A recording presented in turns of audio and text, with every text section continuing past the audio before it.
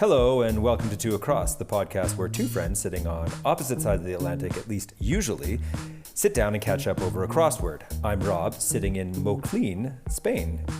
Ooh. Sorry, I couldn't resist. I'm Theo, still in London. Happy New Year, Rob. Happy New Year, Theo. Theo, I just saw a strange little mogwai-looking creature sit down beside you that looks like Zeus, but is not Zeus. What's going on there? Well, we have cloned Zeus and now appear to have two Shih-Tzus on our hands. Well, you don't feed them after midnight, Theo. Everyone knows that. Well, quite. You know, I didn't read that bit in the book, in the guide to Shih-Tzus, and I wish I had now. But anyway, no. Bruno is the other Shih Tzu, and he is our friend's Shih Tzu, and they've gone off on honeymoon, I believe, to Mexico. Ooh. And we are stepping into the breach with dear Bruno. With dos Shih Tzus. Dos Shih Tzu. That was more German. I should be saying that in Spanish, but alas, my Spanish is probably worse than my German. So, anyway, Rob, tell us about you, because you've had by far the most interesting festive times. So, tell us about Spain. Yeah. So we're just about the end of this trip in Spain. We got here just before Christmas on the 22nd. We landed. And we now have been here almost 3 weeks. So we're getting towards the end of the trip. We have been everywhere and done just about everything. We were down around Malaga because there's a direct flight from Montreal. Spent Christmas in a little town up in the hills called Mijas, which happens to have, as I mentioned in the last pod, an excellent disc golf course. And it just so happened that the world-leading female disc golfer, Kristin Tattar, and her husband, that's where they pitch up in the winter to train. And so we saw them on the course, and then the day after Christmas, they organized an open doubles tournament for anyone who wanted to join. And so me and my daughter played in one double, and my boys played in another double, and we met Kristin Tattar and Silver Lat, and it was all very festive. For those who are not au fait with disc golf, that's a bit like pitching up to like a tennis resort, and then suddenly you've got, you know, Serena Williams or someone offering to arrange a doubles tournament, yes, just as a sort of casual bit of fun. So yes, that's amazing, and testament to the sport of disc golf that we mutually love, partly because it is just so, you know, rooted in the grassroots, and it's still at that kind of nebulous stage where there are stars of the sport, but they're not ludicrously overpaid egomaniac stars of the sport. That's really, really exciting, and I'm really pleased for you. Yeah, it was super cool. Very cool, really down-to-earth people. My wife was thrilled because Kristin Tattar gave her a wave as they drove away at the end of the tournament because they'd been chatting a bit. So it was like, oh, Kristin waved at me. So that was cute. And yeah, then we went all around. We went down to Gibraltar for a day because my mum, who was with us, wanted to go and see the overseas British Protectorate, which we did. And then we went to Sevilla. Some friends came down from London. We spent New Year's there with them, which was a lot of fun. Spent New Year's Day in Cadiz, which was really nice, on the Atlantic Ocean, sitting on a beach, just recuperating.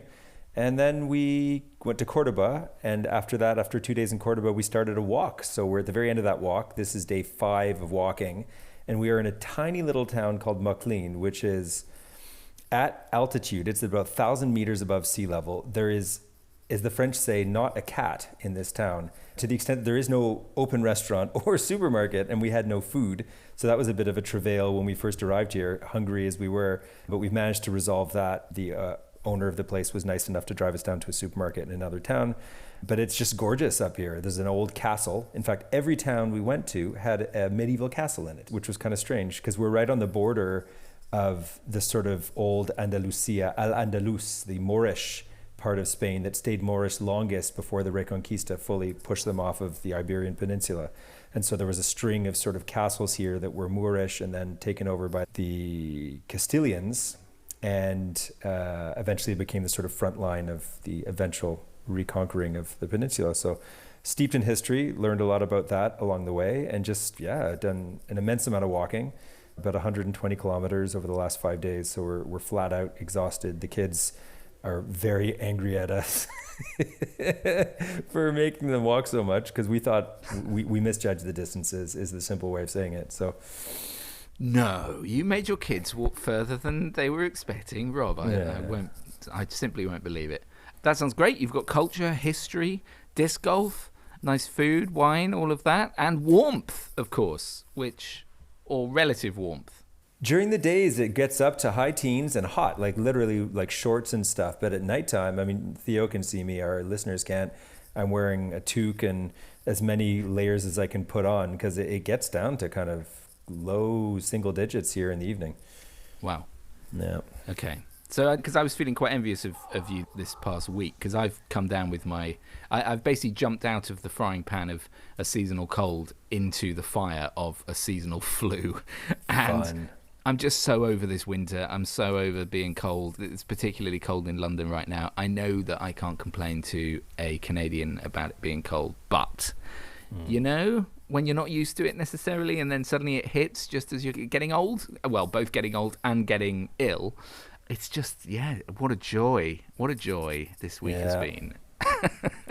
With an adopted Shih Tzu and all manner of other fun post-Christmas things to it's deal always with. the way, isn't it? These things always seem to come along at just the right moment. Well, this will be me next week, Theo, when we record. I'm going to be back in Montreal. My wife's staying in Spain for an extra week, so I'm going to have all the kids. And I will be the one probably with the seasonal flu and a good case of the post-Christmas ire. Blues. Yeah. My wife, my medical spouse is obviously not, she's not convinced by my diagnosis, obviously. You know the way that people, when it comes to flu, especially medical people, they're like, well, can you move any of your limbs? Okay, then you haven't got flu. Can you speak? Can you...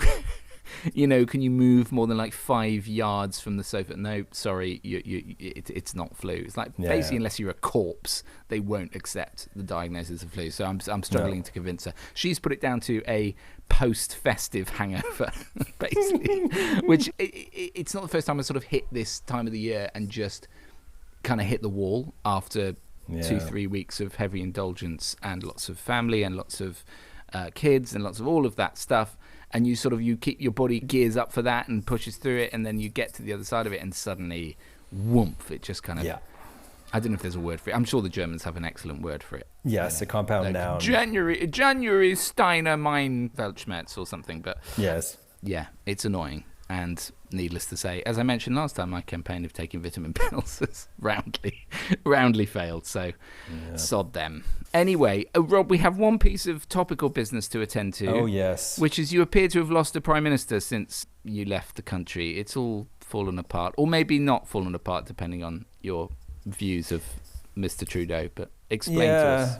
Well, I mean, it's hard to. Trudeau has become wildly unpopular, as I think most politicians who have the stank of the pandemic and the post-pandemic inflation on them have. He really became incredibly unpopular and was going to be ousted in an October election, irrespective of whether he stood or not. The Liberals, the party that he represents, were going to be roundly routed and probably still will be. But now there's a hope, obviously, that something will change. And of course, the bigger news probably than Trudeau going, which everyone saw by hook or by crook was going to happen, is the bluster coming from the South about Canada being the 51st state, and through economic pressure that we're going to be annexed along with the Panama Canal, Greenland, and the North Pole. So Canadians are freaking out. Our press is freaking out. Everyone's going mad about this whole thing. Some cooler heads, and I read a few articles, are sort of saying, look, this guy just says this stuff. In fact, the best thing I saw was from the president of Mexico. I can't remember her name. She came in the last year. But she, in response to Trump saying that they need to rename the Gulf of Mexico the Gulf of America, because whatever, she said, oh, well, I think actually that it shouldn't be called North America. It should be called North Mexico or something like that, because there's apparently old maps of the Americas showed that as sort of North Mexico, or the whole area was related to Mexico. She's like, I think we should rebrand the continent. And then she finished by saying, ultimately, he says a bunch of silly stuff. And I'm saying silly stuff too. And we're just being a bit silly. And I thought that was about the best response I've heard to Trump by a politician in a long time, is just to sort of call it and saying, I'll say something silly. He says silly stuff. It is what it is. And not get too crazy. Whereas Canadians are literally freaking out. Our 10 premiers of our 10 provinces are independently lobbying the Trump administration. We have a complete political vacuum until Parliament comes back in mid-March, because Trudeau prorogued it to give his party time to get their shit together, for lack of a better word. So Canada's in a bit of a rough place, because the US has threatened to slap 25% tariffs, despite the fact that we have a free trade agreement, on day one. Whether that happens or not, we'll see. But that would legitimately hobble Canada's economy. Our dollar's not doing well, and all kinds of stuff aren't going amazingly well. So people are sort of freaked out. But at the same point, like, how do you respond to a bully? You know, do you scuttle around like cockroaches trying to sort of deal with the sudden influx of light, or do you kind of do what the Mexican president's doing and sort of laugh a little bit and sort of say, look, guys, let's all take a moment here and not get too crazy. Anyway, we'll see. It puts our own political landscape in perspective, where there's a lot of hand wringing over the economic figures, but at least our prime minister's not threatening to annex Ireland, you know. So we can all be grateful for that, or maybe Iceland would be the better analogy. But anyway, I'm sure this is the theme that we will keep revisiting over. Sadly, I wish we didn't have to. Well, yes, this is the great tragedy of Trump, that he's just there again, isn't he? Yeah. Anyway, we do have a crossword to do, so let's do it. Let's go to the crossword, because crossing words is fun. All right, so Guardian crossword number 17,060, unless I am wrong, but I believe that is the one on today. Quick review for the folks at home listening in. You can play along. We will put a link to this crossword in the show notes. We do this sight unseen. We have 30 minutes on a timer, which Theo is about to set, but he won't start it until I'm done this spiel, as we learned from our Christmas episode. And we try to get through this crossword with a minimum of distraction, but inevitably distraction tends to be the order of the day. So without further ado, let's get right into that. Where do you want to take us, Theo? Want us anywhere grabbing you? Let me just get the timer on. It's been so long since we recorded that my phone has forgotten my predilection for a 30-minute timer. Okay, let's go one across, because I love a double worder. And it's burned to produce incense. Yeah, that's kind of weird, because I thought incense was burned to produce incense. So my guess, I don't know if this is terminology that's used in Canada, but joss stick. Do you have those? I was thinking stick, because that works. No, but I like it because I got squat. And I think I spied 2 down, which would definitely agree with your thing, because responsibility 4 down, starting with O, if joss stick is right, that could be a good 4-letter word, which be the onus. Oh, onus. Very good. Yeah. And back to our Trump conversation, the onus is on us to maintain our sanity over the next 4 years. I heard a really poignant radio report on Jimmy Carter's memorial, and it was superbly done by the BBC correspondent. I can't remember which one it was now. Anyway, it was very eloquent, and he was basically saying, yeah, this feels like the sort of end point on the post-war consensus, and this is it. And we're now in the next 2 weeks going to plunge into the unknown once again. And the death of decency more than anything. Well, left, right, you can put that aside for a moment. The death of even the pretense of decency. That's the thing I just can't quite get used to. This sort of era of the strong man and the populist and the brash bully, as you said. Yeah. I will never be comfortable with that rhetoric, if you can even call it rhetoric. But anyway, let's focus. Relaxed 6 down, beginning with C, assuming joystick is correct. Yeah. So casual. Nice. Yeah. Casually done. I'm feeling awful casual right now.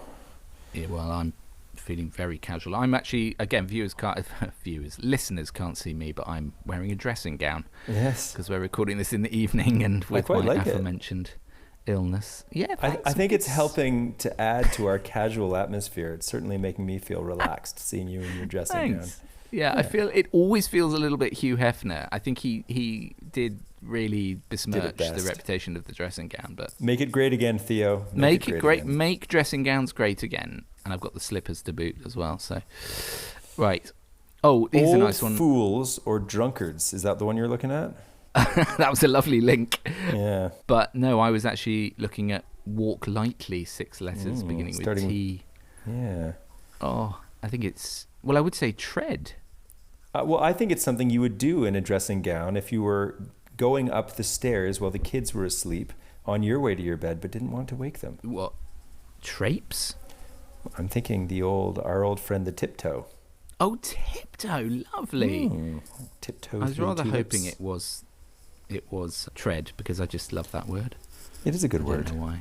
Yeah. I used to know this guy who was a bit of a sort of eccentric community arts type character. I love people like that. People that just do mad things in their community for the hell of it. Like you and your sauna, Rob.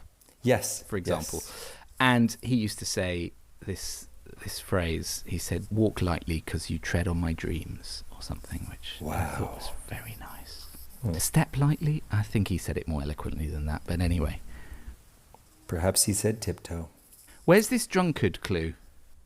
3 down, starting in S, old fools dash drunkards. Sots. Yeah, I think that works. Yeah. Sorry, I'm doing that thing where I just go straight to it because I'm so excited that I might actually know it. You old sot, you. I am an old sot. It's a good word, that, actually. It's a good word. Sot. It's not used enough these days. You think of not sort of used Andy enough. Capp, on his bar stool with his...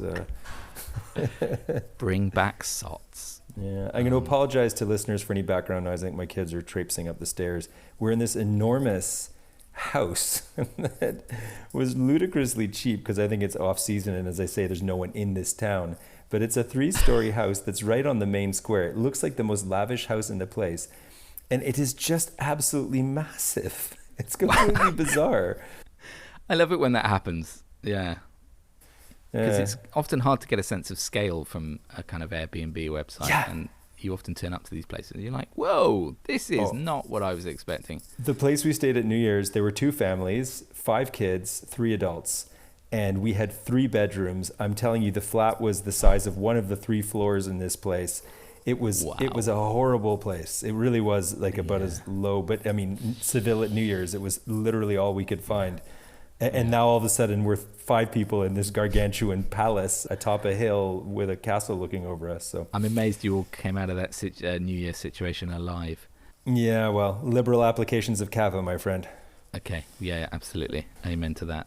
So 9 across, I was just looking at this because if you'd be forgiven looking at it for thinking it could be octopussy without reading the clue, because it sort of fits. You being it the sort of does, Bond apart fan. from the second letter. Yeah, true. The U messes which is us a up. U. But otherwise, I like that reference. Like a and little octopussy. it's a shame. So could it be It's put side by side, 9 letters long for listeners. Space U, space T, space P, space S, space. 9 and letters. those are all the letters we're going to get. And those are all the letters we're going to get. And it's a lovely word. It's one of those sort of words that you imagine was created in the sort of 18th century when British wigged men wandered around creating new words out of Latin, as though they'd sort of just rediscovered the language and its ability to create fabulous words. And this is one of those words. Juxtapose. Oh, wonderful. Wonderful. A sort of, overly complicated word for its meaning, but nevertheless absolutely befitting. The sort of thing that would have been created in some club, in central London.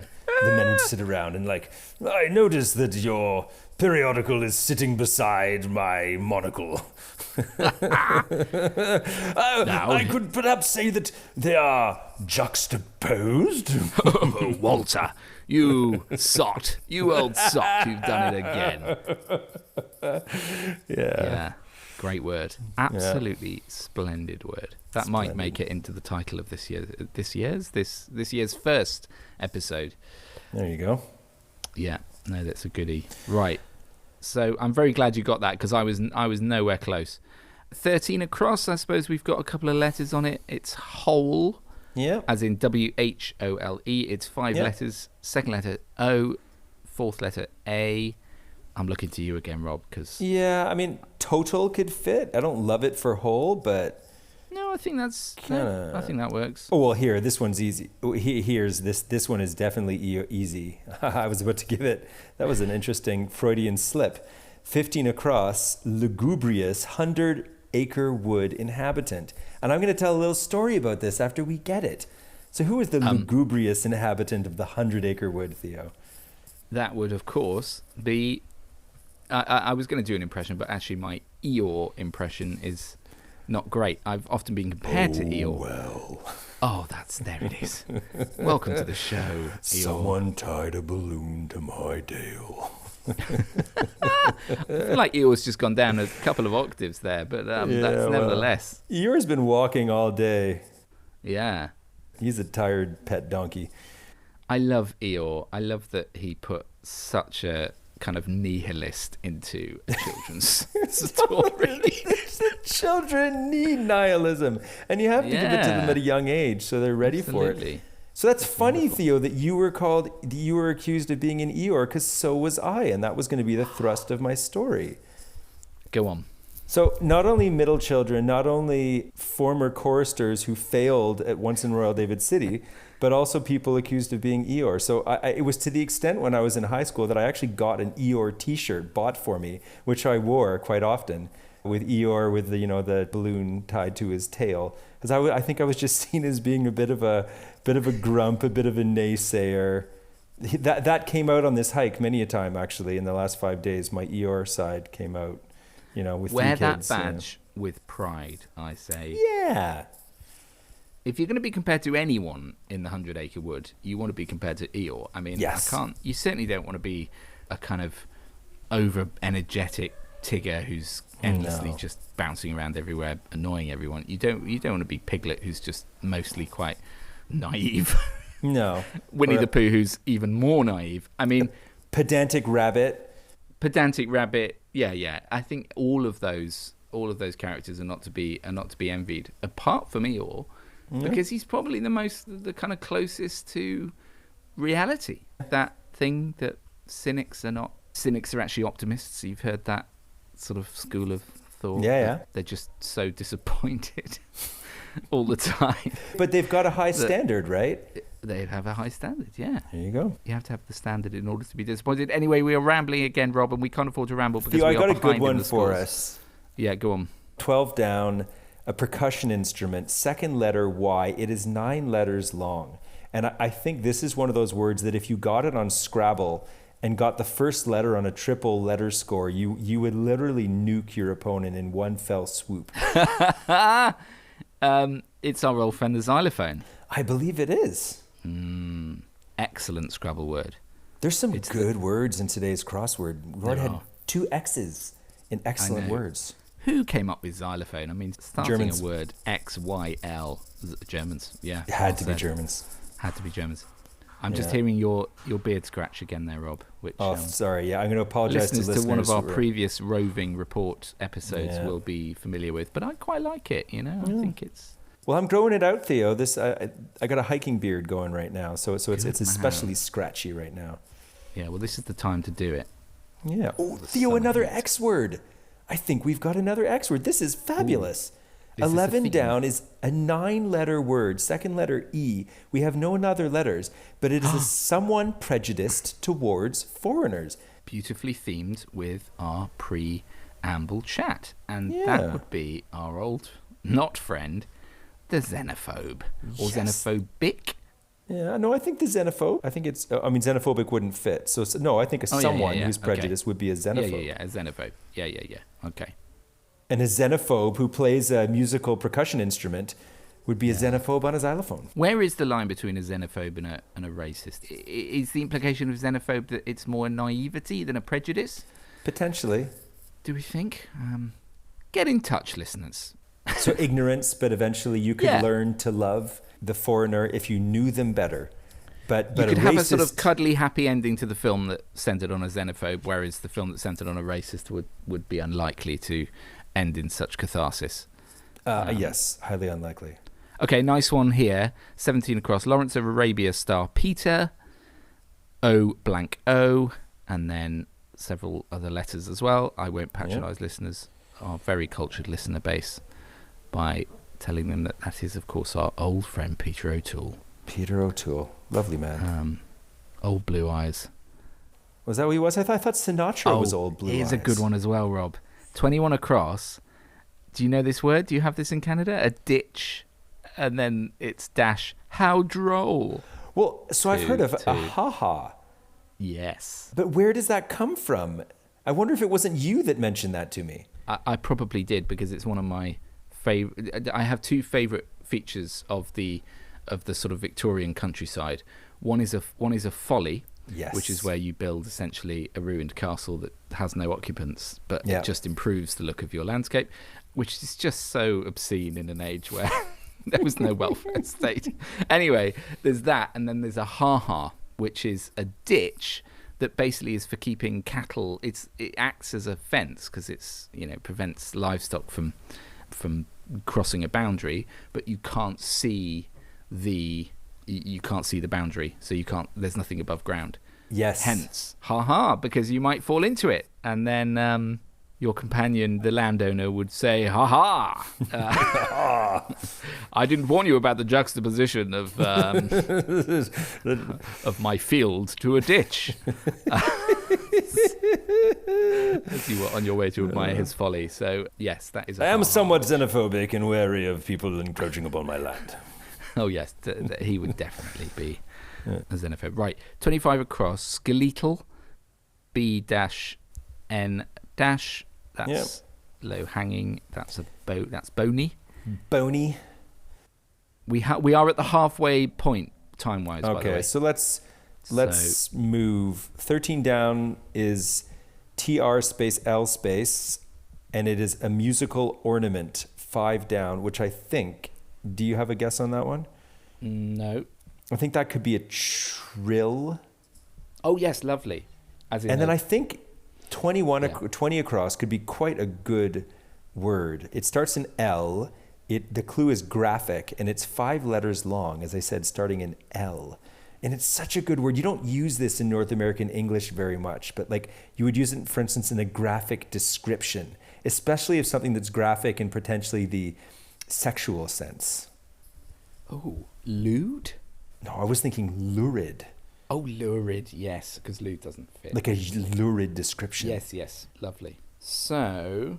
But what in God's name is 18 down now? I'm wondering if I jumped to lurid too quickly. Oh, could it just...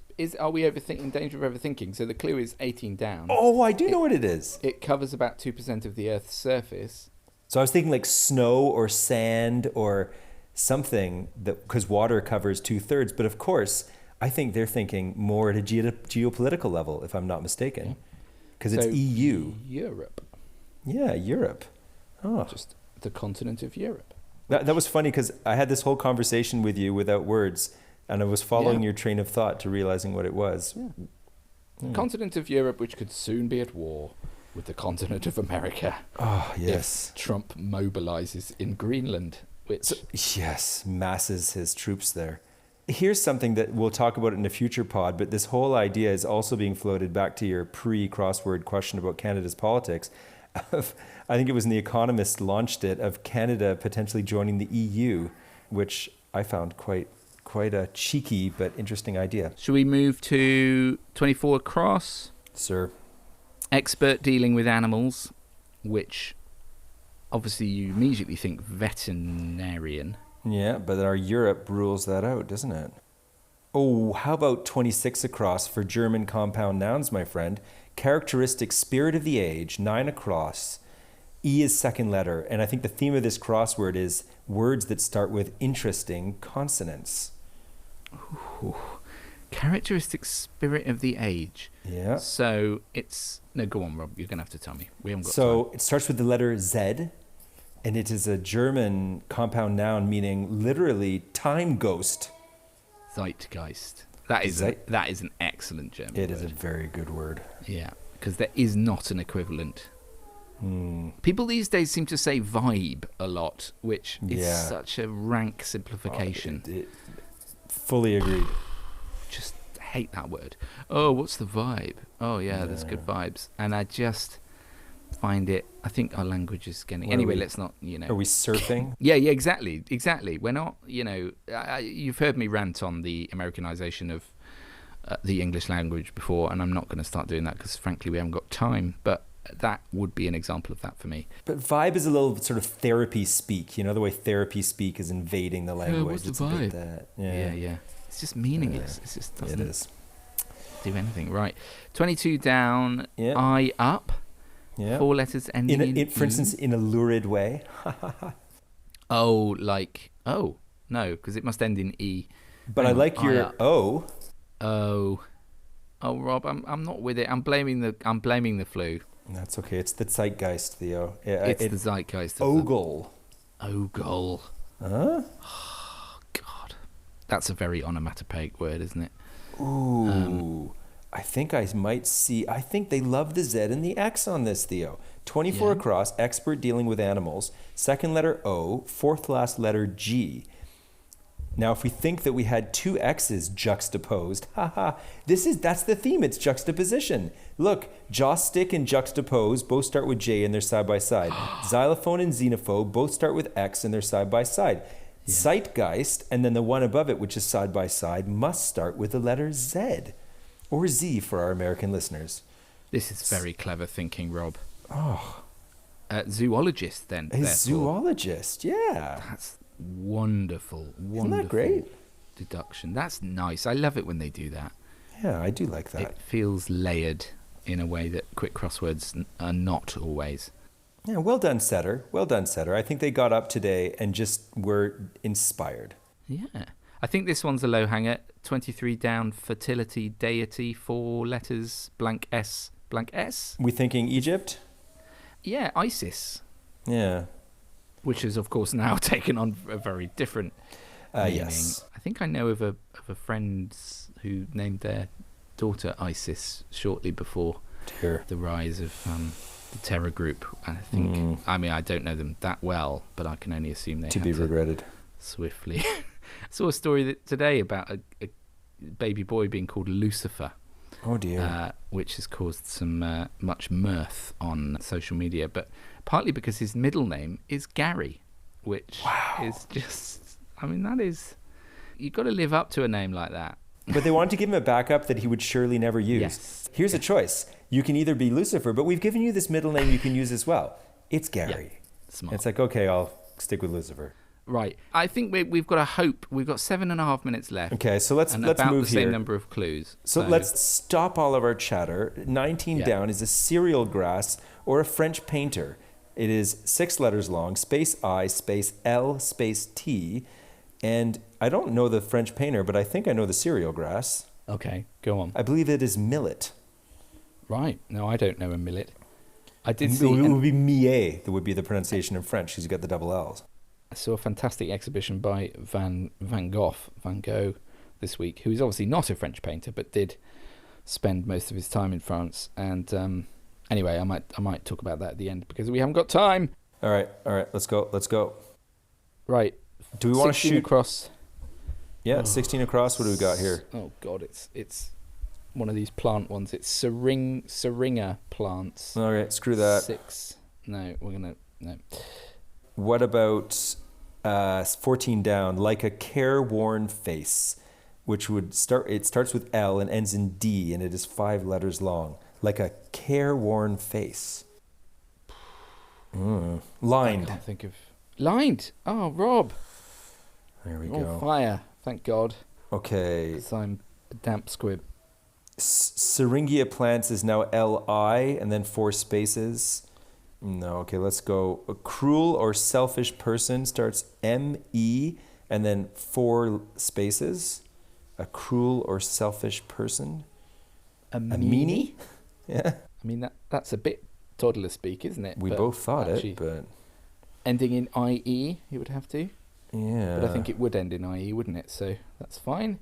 Well, okay. Well, let's put it in there for now, and we'll change it if we need to. Theo, we've got to get something, one of these across is 8 or 10 to help unlock 6 or 7 down, which are rather long. Theo, I think you're going to get this because I think this is just up your I alley. knew you were going to say this. This is Eurovision winner with Boom Bang a Bang. 4 across. To my shame, because obviously you immediately think Eurovision ABBA, but did they no, theirs was Dancing performed Queen once, and it was Waterloo. Was it? I thought Dancing Queen was their thing. No, it was Waterloo. I'll have to trust you on that because I don't know. I can hear the song in my head, Boom Bang a Bang, but it's a dreadful song. I mean, the idea that could win. But anyway. Let's come back to it. Maybe it'll come to us. Boom Bang a Bang, no. Okay, let's move on. Of the ear, 10 letters, 10 across, sorry, 4 letters long. Oh, Wouldn't that just be oral? I was going to say that, but oral is of the mouth, and oral, Yeah. A-U-R, You're doesn't right, is of fit. the ear. So, Shoot. Okay, let's try and we're going to have to go hit home runs here, Theo. we are. Stanzas, 9 across, potentially second last letter N. The only thing It's we know actually is that 6 and 7 down will both have the same starting letter. But we don't know anything down. else. Yeah. Stanzas. And then the other one is ballroom dance. Yeah. Which is next to it, and that's Now, 9 letters. Theo, we could cheat and put an S as the last letter of 16 across because it's syringa plants. Oh, yeah. So unless they're going with the Latin version, it probably ends in S. And then what ballroom dance? I mean, what ballroom dances other than like a waltz? Foxtrots and Charleston. Charleston. Rob. No, it doesn't fit. Nailed it. No? It doesn't fit. You sure? No, I it don't doesn't think fit. so. God damn it. Could it? I mean, Mamini would be wrong. Yeah, it would be great if it were, but Does it fit letters-wise? I think so, yeah. I'm not sure Charleston would count as a ballroom dance either, because it's kind of No. more of a like a Okay. club dance, isn't it? All right. Foxtrot. I'm trying to think of all the things they do on that. A Lindy Hop. A Lindy Hop. Ooh. The tango. They're all too short. Yeah. We need a they're very not too long. short. Oh, Rob. Oh, Good. we're in a moment here. So, syringa plants. I mean, what is a syringa anyway? Boom, banger, bang. Shore. It could be Sandy Shore, or was she puppet on a string? No. Oh, I need a letter, and we're not going to get a letter unless we stanzas. Could that be pentameter? That doesn't fit with meanie Oh. because you. Yeah. But that's verse. Another word for a. Oh, Rob. Stanzas. Oh, we've got 2 minutes left. Oh my gosh. Oh, quatrain. Ooh. Right? Where did you dredge that up from? Isn't that what they call it? A quatrain? Beautiful. In music, yeah. Yeah, my old English lit, my friend. Well done. Okay. So yeah. would that have a double T? No, I don't think think so. no. It's quat and then rain is that falls on the plain in Spain. Oh. Yeah. With an E on the end? Yeah, and then and so we know we've got a cue for our ballroom dance. Hang on, what? Yeah. Oh, yeah, because they're side by side. Yeah, yeah. Oh, And Rob, then- yeah, then of course. Our Eurovision is going to be U space U. Right. Okay. So what's a ballroom dance beginning with Q? I don't know. The quang... Oh, my Yeah, God. I don't know. Could Oh, okay, Rob. wait. Our syringa 1 minute plants left. is Li space A space S. Could that be lilacs? Lilacs. That's the only thing I can think that would fit. No, you're right. I think we go with that. So of the ear, space T space something. Of the ear, Ito. I mean, would that be an L? What could come before the T? Space U, no clue. Space. Something like, yeah, Atal, or I'm going to put Atal because I can't think of anything else. Oh, then L. Then it would be Q space U, QU space L space S space E. Rob, 4, 3, 2, 1. Oh, for God's sake. Okay, We got down to 2, well, 3 if you include Atoll. Should we get our of the Yes. ear? Let's just get that out of the way. It's Otic, Otic, okay. which Oh, quick step. quick step. As soon as the Rob. C gave it up. Oh. But not to beat ourselves up, would we have gotten this Eurovision winner? It's space U space U. That's Yeah, the I'm only thing still we're not missing. Seeing it. Me neither. I am a bit of an aficionado of the dear old Eurovision Song Contest. It's Lulu. Lulu. Oh, of course. Oh, Rob. Could have beat me. I wow. don't think we would have got Otic. We No. we may have been able to guess it if we had the T and the C, but Yeah. that's annoying. Yeah, because it was going so well. We were being It a bit was. blasé, but We were, I think that we were going to hit that yeah. that This is Lulu the and that problem with Otik. crosswords. It only Yeah. takes one to completely trip you up, and then Yeah. the whole thing is for naught. Which is why we do this, Rob, to give our listeners a frisson of excitement every week. I know. Only a frisson. Let's not So- get carried away. But Certainly, yeah. anyway, we failed, which means we're now 7-5, I think, down for the series. Yeah, we've juxtaposed Which is- many losses. Sad times. Yeah, We have juxtaposed many losses. We have fallen into the ha-ha. we have. That the setter had put there, and we Puzzle. blithely walked into the haha. We did blithely walk into it, and Yeah. that is really. Should we see what the commentators say at the bottom? Yeah, let's see what they say. Well, Minx didn't get ha-ha. Okay. So, yeah. This is Mortal And- Man is a little long, or That this is a bit Mortal long. Man. Let's see if there's someone saying. be going through something. Yeah. Very Um, witty setter. Well done, says Encre Violette. Well, I think we can echo Encre Violette's assessment there, can't we? Because that Yeah. was a well put together crossword with lovely juxtapositions of letters, which Yeah. was a big. Well, in the end, it wasn't a big enough help, but nevertheless gave us some sort of hope towards the end. Yeah. So yeah, well done for that. Crosswords done, that was fun. Now let's have a chat. Oh, Rob, I'm running out of gas. Yeah, well, let's wrap it up quickly in our moving away from our recent tendency of wrapping them up slowly. What does yeah. the next week of Theo's life holds post your recovery from this and emergence from your bathrobe into polite society? Accursed illness. That really will do for me, and it feels somehow like proper normality will actually resume next week. I have my 42nd birthday on the horizon. Oh, huzzah! That's quite exciting. But it does, I think I've mentioned this before, it does coincide with the inauguration of a certain orange blimp. So that is going to put a dampener on things. And it's a Monday. So it's a double whammy of gloom. And I will be rather Eeyorish about my birthday this year. At least I'll have attained the meaning of life, if Douglas Adams is to be believed. So Yes, that's true. that's something.